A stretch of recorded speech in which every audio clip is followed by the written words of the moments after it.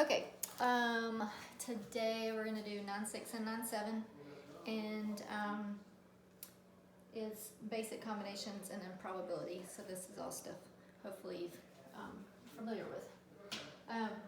If we looked at a combination lock that had 3 numbers,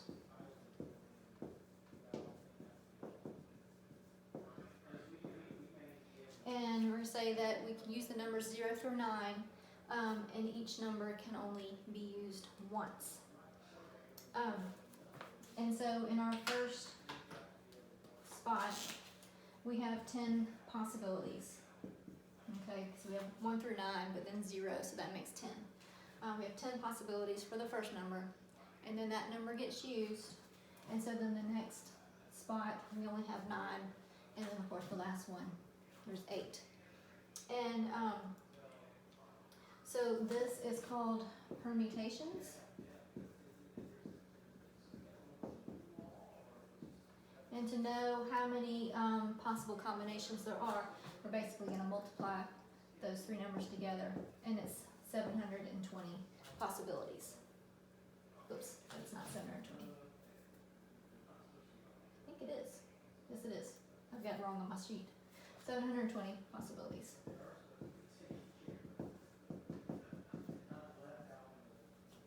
Okay.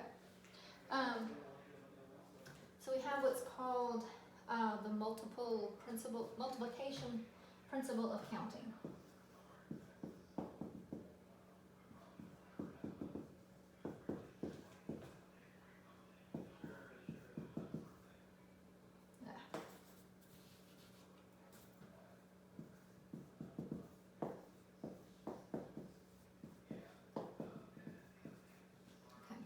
And so what this is that if a procedure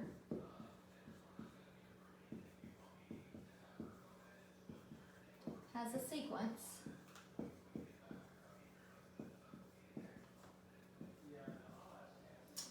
of stages S1, S2, keeps going until Sn, and we say that S1 can occur in R1 ways, S2 can occur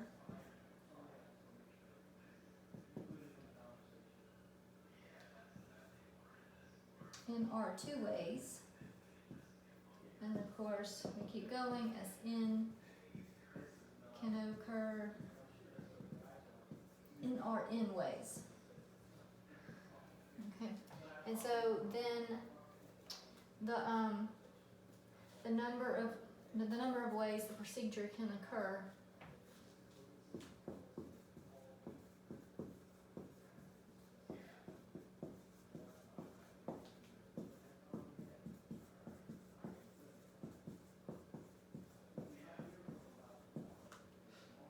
and that is R1 times R2 times Rn. Okay, so that's what we did up here. This is R1, R2, R3. We multiply them together. And so we use this principle to count the numbers, the number of ways that a set of n objects can be arranged in order. And that's the key part here.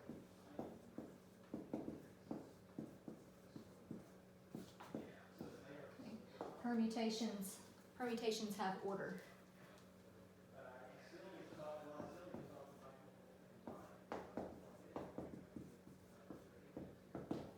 Okay. All right.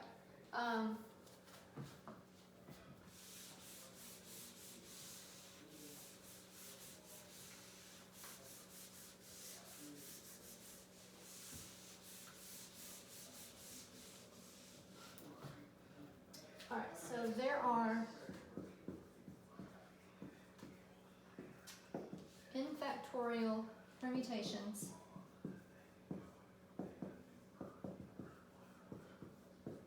of an n set. Okay, And so if you remember, like 8 factorial, that is 8 times 7 times 6 times 5, or 3, 2, 1. Okay. All right, so usually the elements are distinguishable from one another, but sometimes they're not, and so we adjust that with this equation here. So n factorial over n factorial, no, sorry, n1 times n2, n3, and then we go into nk. Okay. And so that's basically to get rid of, this gets rid of the repeats, okay, because we're looking for how many distinct combinations there are. All right, so if we looked at the word dragonfly,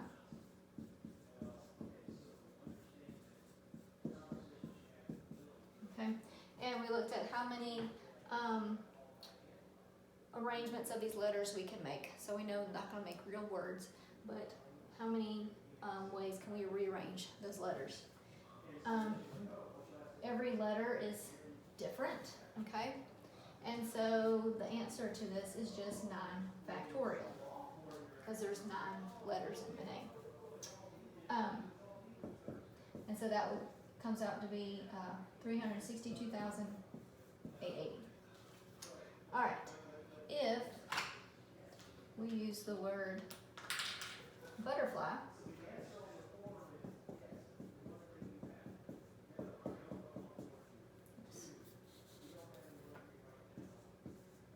all right, so here we see we have some repeats of letters. We have 2 T's. Is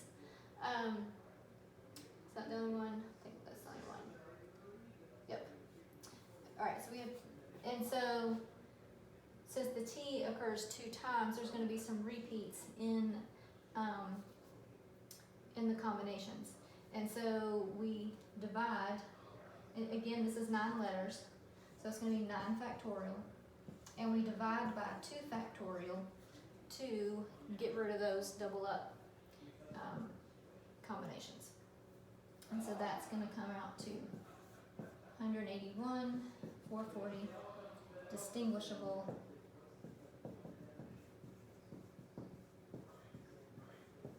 permutations.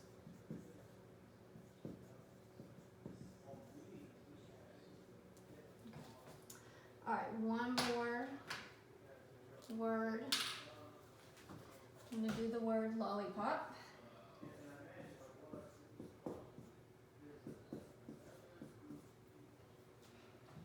Okay, so this lollipop has 8 letters, but we've got 3 L's, we have 2 O's, and we have 2 P's.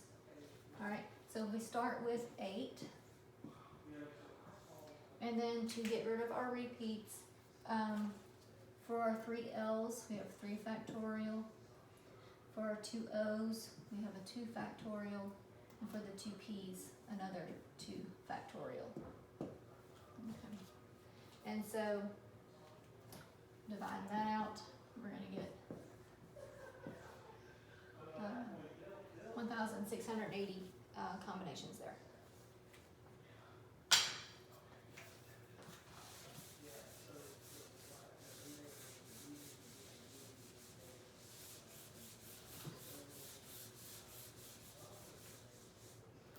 Okay, the permutation counting formula.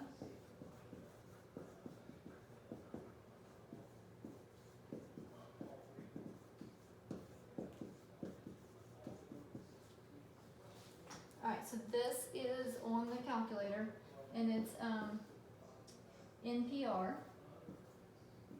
And so what that is, it's n factorial over n minus r factorial. N is the number of objects.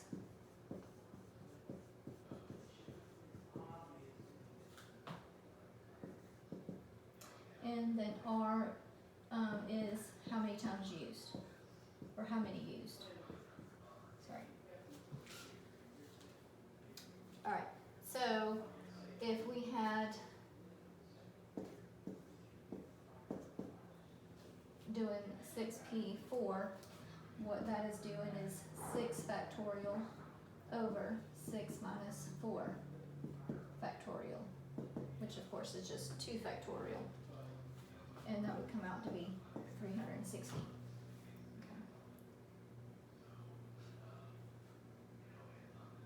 Okay, so like I said, permutations, it is an order to the arrangement. Sometimes we're looking at combinations that the order does not matter, okay? And that is called combinations.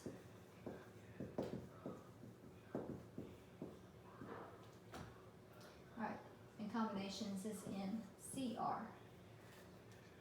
Again, this is the button on the calculator, and it's n factorial over r factorial times n minus r factorial. So the difference between the two of them is basically if I was going to give money out to 3 people, and I said that the first person's going to get $20, the second person will get 15, and the third person will get 10. And I put all y'all's names in a hat, and I'm pulling out. So it's probably going to matter to you which order, if I'm going to pull your name first or third, because first you're going to get 20, 10, third you're only going to get 10. Okay, so it matters. But in combination, if I said I'm going to pull 3 names and everybody's going to get $5, you don't care if I pull your name first or third, because you're going to get the same. Okay. Another example is if there's a club and officers are going to be chosen for the club. That is going to be permutation, because it matters who's going to be president, who's going to be secretary, or treasurer. If a cook is cooking something and using potatoes, and we're going to take 5 potatoes out of a bag of 12, it doesn't matter which 5 potatoes they choose. So that's combination. Okay.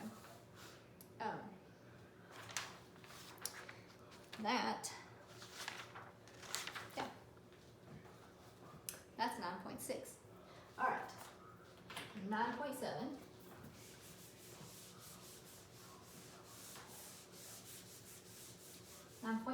is probability.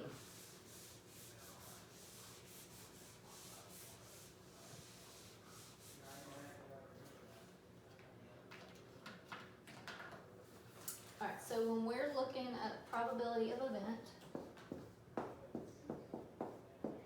we are looking at the number of favorable outcomes divided by the number of total outcomes.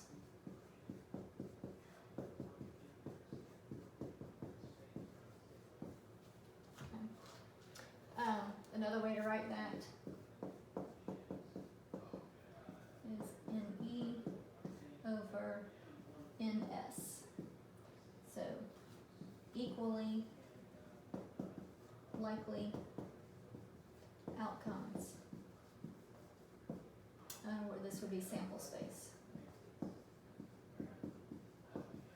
Okay. So the number of outcomes in an event must be less than or equal to the number of outcomes in the sample space. Okay, so this number can never be bigger than that number there. Probability is always going to be between 0 and 1. Okay.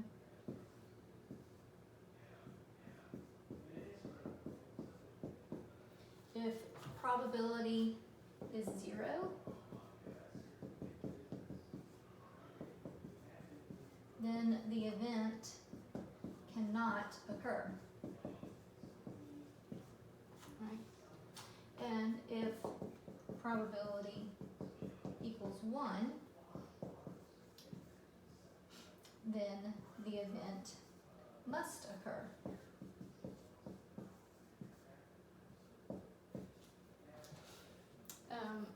All right, so if we look at that probability distribution, rolling 2 dice.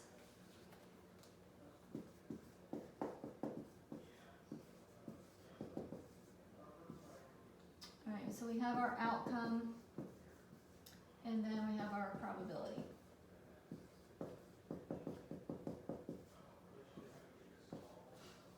If we, to roll a 2, we only have 1 out of 36 that's going to happen.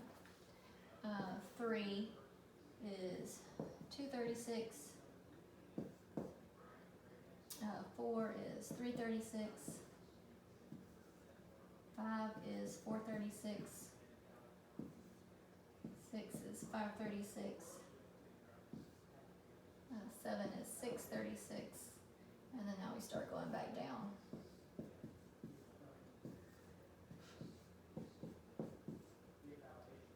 And yeah.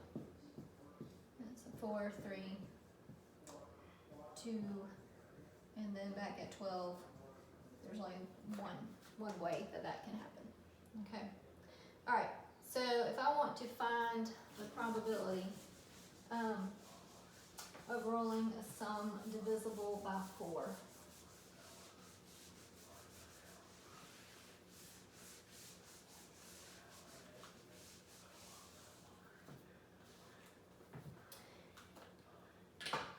And so I'm going to look at all the ones that are divisible by 4, which will be here, here, and here. And so it would be 336. The 8 goes with the 5, I believe. Yeah. Plus 536. And then the 12 is 136. Okay. So that is 936, or reduces to 1/4. Okay. So in the case where these outcomes are not equally likely, we just add them up, which is what we just did. Okay. To test a probability function, you want to add up the probability distribution. So if I added up all of these, the 1, 2, 3, 4, this should total 36 out of 36. If it doesn't, then you need to go back and look and see what's going on, because probability distribution, the sum will always come out to be 1. Okay. If it's valid. All right. So to determine probabilities, all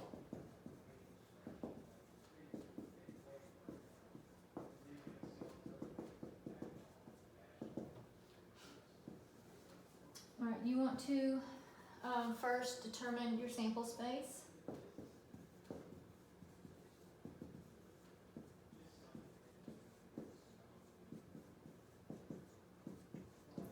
For all possible outcomes.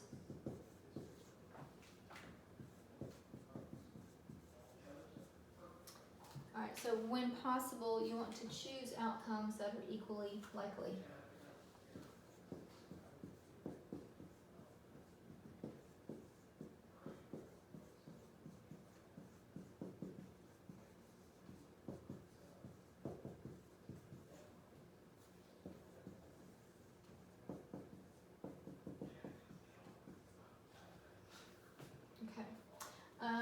Next step is that if the sample space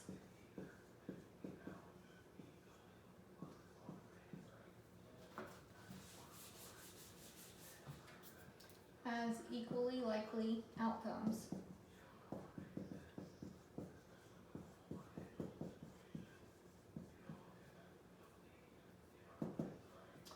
then that's where we have probability is the number of outcomes in E divided by the number of outcomes in S.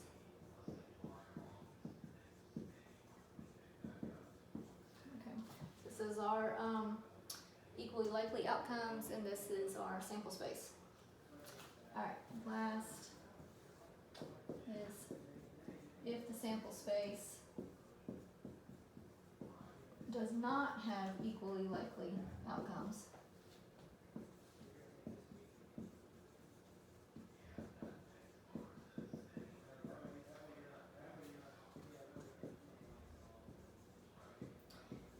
Then you need to determine the probability function.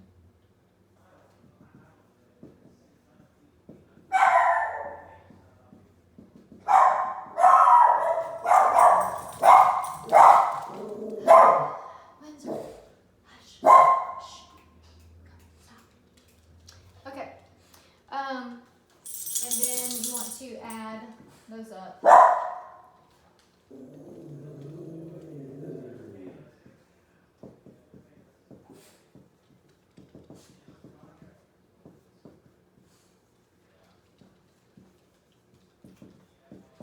Okay, so if the sample space does not have equally likely outcomes, then we need to do something like this, the probability function, and then add up, which is how we did with that divisible by 4 one, add up the probability of the outcomes in our favorable events here.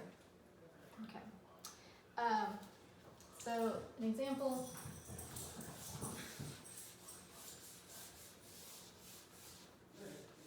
Alright, so if we have a box of chocolates, we've got a dozen.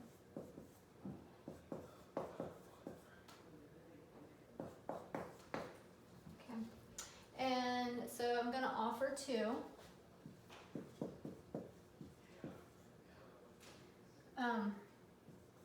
So I personally like caramel the best, and we know that there are 4 caramel.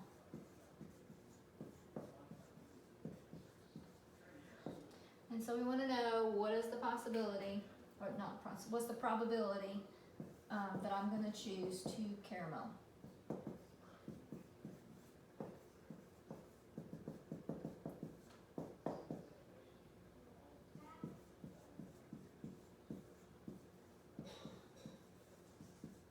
Okay. All right, so our sample space is combination because it doesn't matter which caramel one I pick up first because they're both caramel. And so we can calculate the sample space as 12C2. All right, so there are 66 combinations of equally likely outcomes. And then, because I'm picking up 2 chocolates out of the 12. All right, and then the event, favorable outcomes, where I get both of those caramel chocolates,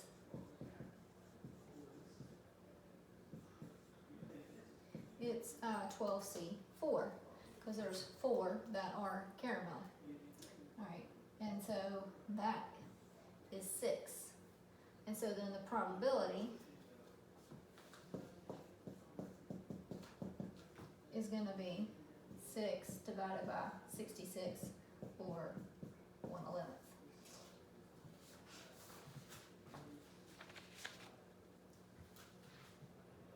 All right. If looking at this a different way, if order matters,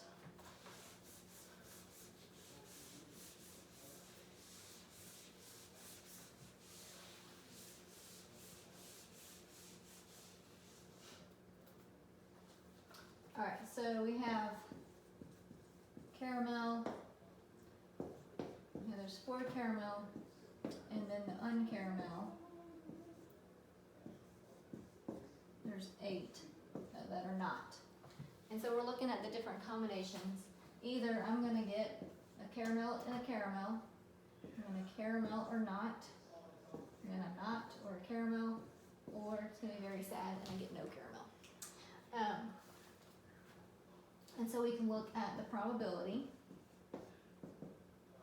So we have 4 out of 12, and then remember, once we've taken that 1, it's not in the box anymore.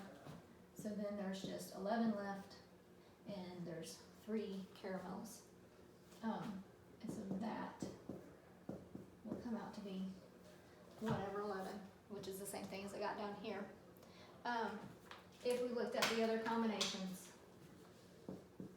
probability of caramel and again, I'm going to start with that 412, and then I've got 811. Same thing with this one, doing it the backwards order. 812, 411. Those both come out to be 8/33. And then the last one with none, 8/12, and then 7/11. And that is 14/33. Add all these up, and you should get 33/33. Okay, or 1. Alright, the next thing we're going to be looking at is Venn diagrams.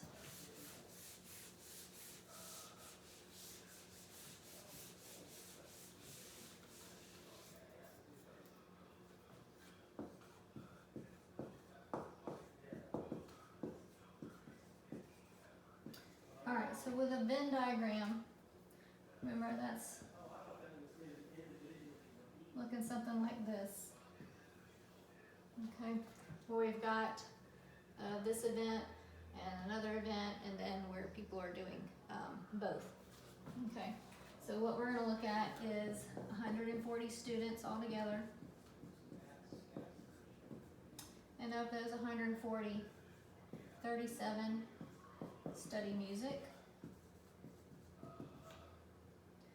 103 play sports, and 25 do neither. Alright, so if we take 140 or 25 from 140, we end up with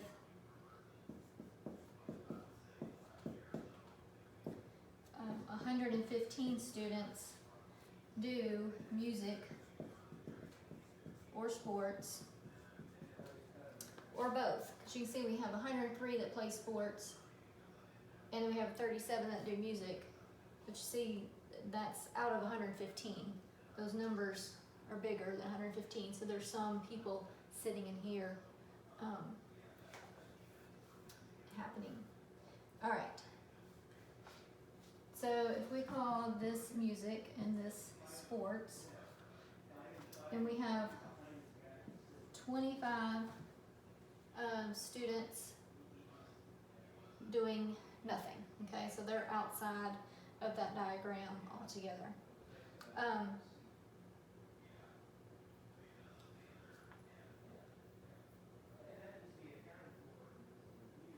And then we need to figure out how many are doing both.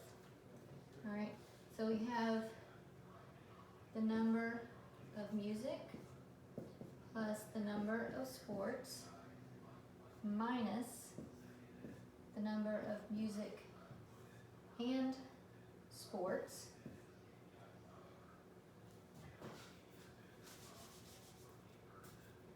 and that is going to give me the number of music or sports. Okay, so basically we're subtracting out the where these are being counted.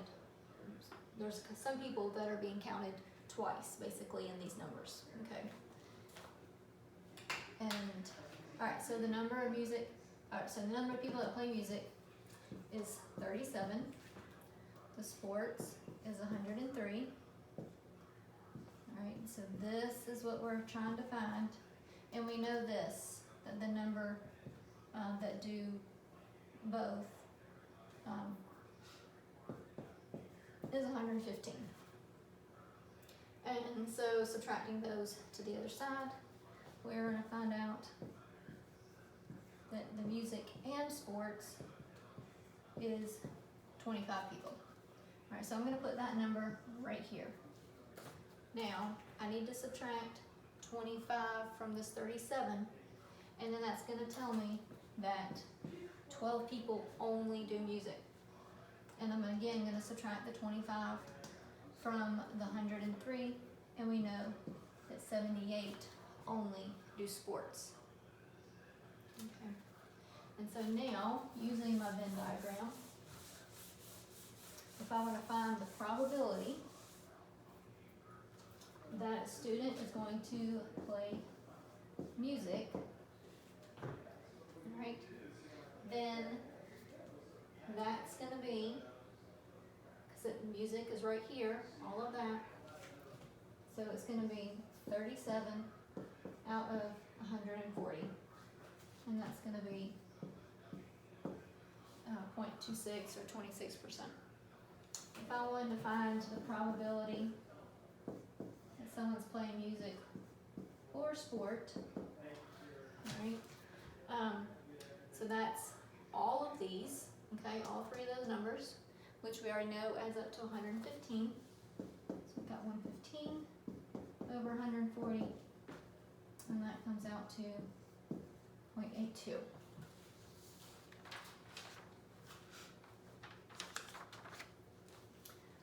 All right. I think that is actually everything.